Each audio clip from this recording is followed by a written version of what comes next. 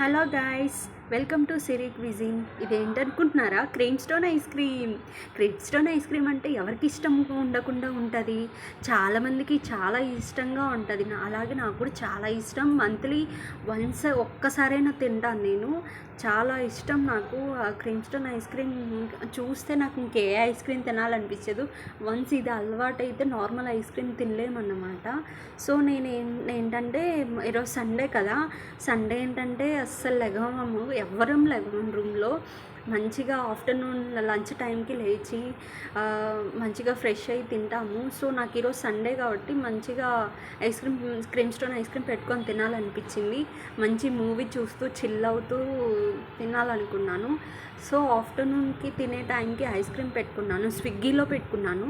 Finally వచ్చేసింది. సర్లే ఇప్పుడు ఏం తింటాంలే అని చెప్పి ఫ్రిడ్జ్లో పెట్టాను.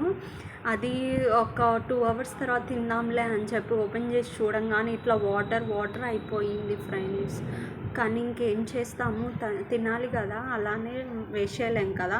సో ఇదేంటనుకుంటున్నారా? Dry ice, cream stone ice cream dry ice ఇస్తారు. సో మా ఫ్రెండ్ ఏంటి అని చూస్తే ఇట్లా అయిపోయింది. మీలో ఎంతమంది cream stone ice cream comment చేయండి ఫ్రెండ్స్. Bye, thank you.